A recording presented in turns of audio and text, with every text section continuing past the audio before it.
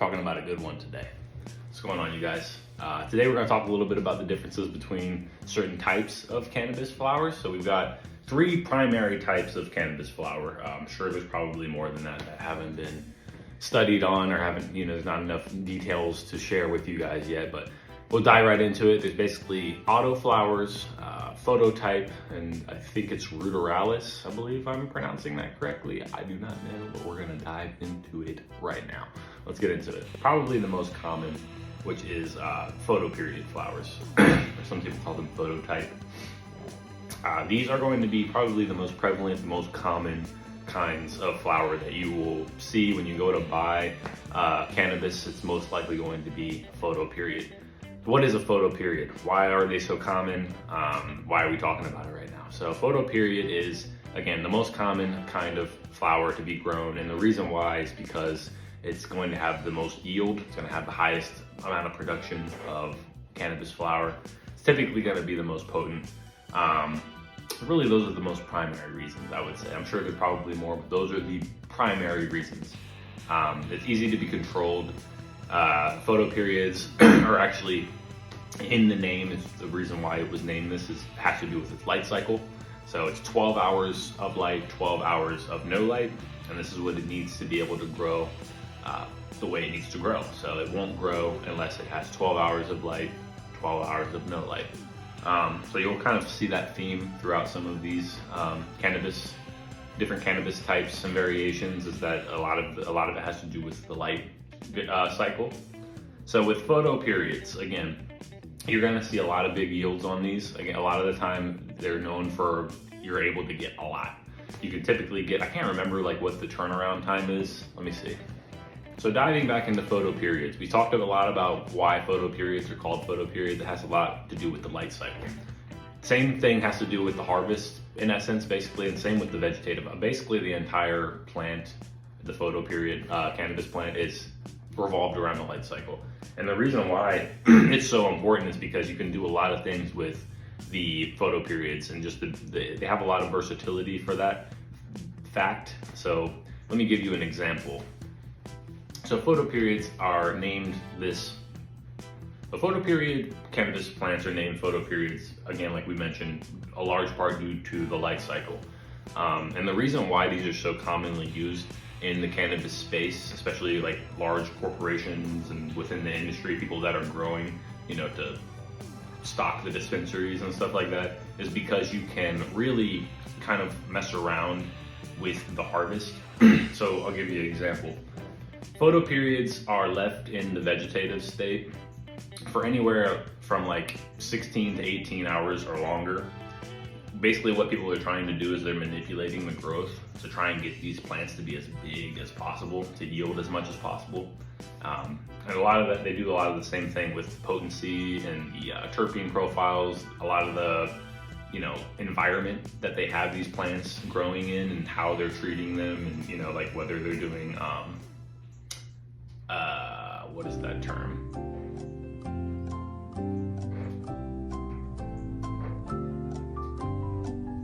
Low stress training. Whether or not they're doing low stress training and things like that, like these are all methods that you can utilize to maximize the growth of the plant. And this isn't necessarily like unique only to photoperiods, but you can do a lot more with photoperiods specifically because of how you can manipulate its light cycle. So the longer you keep your photoperiods in vegetative state, the bigger they're going to be.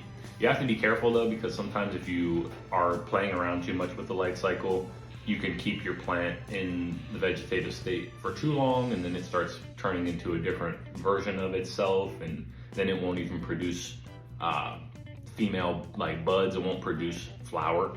So you have to be careful sometimes when you leave it in veg for too long. But anyway, we're talking too much. When they move it from veg to flower is when it goes from 18 hours of light to 12 and 12.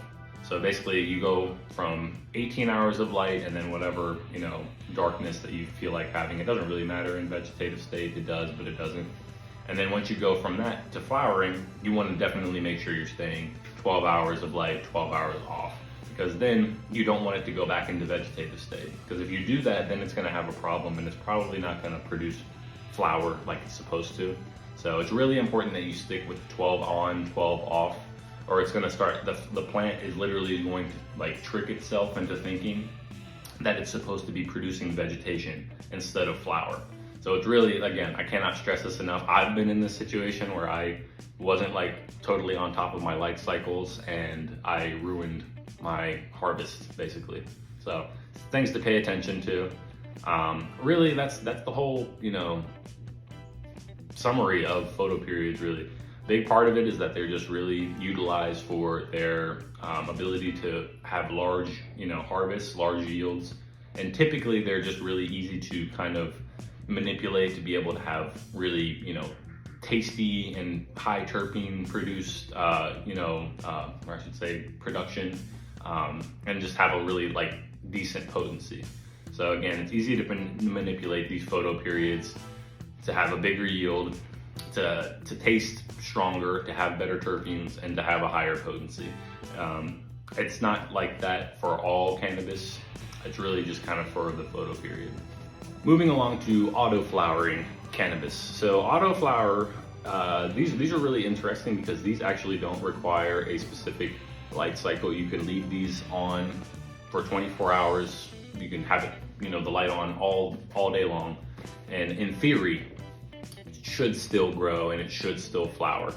Whereas with the photoperiod, if you do not adjust from the light schedule from vegetative and then switch it when you get to flowering, you're gonna have some problems. It's gonna switch back to the vegetative growth pattern and it's not gonna realize that the plant needs to produce buds.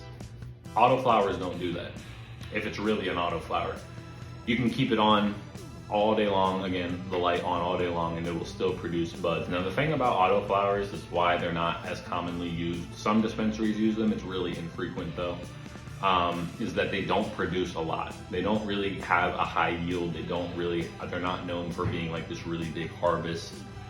You grow one plant and you're lucky to get like 5 ounces off of it, you know? Like it's really not it's not something that, it's typically a personal kind of thing. Like most people will grow autoflowers for themselves. They're just doing it because, you know, they need something for maybe them to, you know, for their own medical purposes. Maybe they're, you know, growing it for their family, whatever. Yeah, autoflowers are usually a personal project.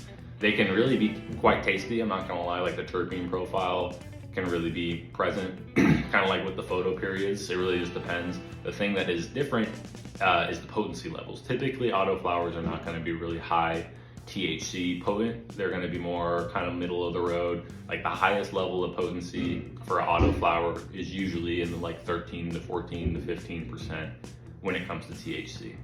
But that doesn't mean it doesn't have this like really nice, well-rounded, you know, cannabinoid profile, because it does. It's just not gonna be the hardest hitting thing ever. And it's not to say that all autoflowers are like that, but yeah, moving on. So moving on to Cannabis ruderalis, which is probably the most uncommon. I've never met anybody that has grown this ever. And I think the reason being is because it's just hard to find, and also a lot of people just don't really utilize CBD as much as I personally think that they should. And the reason why I'm saying that is because ruderalis is, it's really unique for one.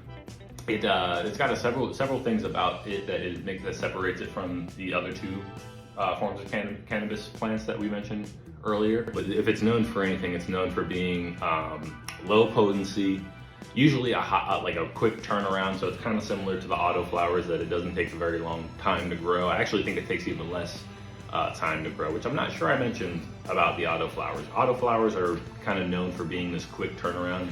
Usually it only takes like a couple months for it to finish out. And it's the same thing with this ruderalis plant. It usually only takes about 5 to 7 weeks for it to finish growing and producing buds. Thing about it is that it's not a very potent plant. It's even less potent than the autoflower is. It really doesn't produce much THC at all. And it's probably one of the most common reasons as to why we do not see this plant, is because THC is very prevalent in, especially in the United States. And in the industry, it's kind of what everybody goes to buy. So when you walk into a dispensary and, you know, somebody's over here trying to sell you like CBD flower, it's normally like, it's kind of a turn off. I'm not saying that it is for me, but it is unfortunately not like the most popular thing in North America. So at least not in the United States. So I'm assuming, I don't actually know why we don't see this plant very often. I'm pretty sure it's just because it's not very common to this region. But yeah, that's a little bit about my very limited knowledge about the cannabis ruderalis plant. It's very, I don't think it grows naturally in North America. I'm pretty sure it's in Europe, I'm pretty sure is where you can find it. And yeah, again, quick turnaround, not very high potency. And I don't think that it has a specific light cycle to it. I'm pretty sure that you can just let it grow all hours of the day, whatever light cycle, and it will still produce flower, which is obviously not the case for photo periods, which we went over previously. But yeah, man, I think that's about it. We've gotten through all three of them here, so I think we're gonna go ahead and wrap it up. If you made it this far, thank you for listening. I've had a fun time with this video. It's kind of reminded me a little bit about growing, and I think that we'll maybe do a series on that, because I definitely plan on doing some more hands in the soil, green thumb kind of style of stuff in 2025. So thank you guys. You guys stay well fed, and I'll see you guys in the next one, okay? Peace.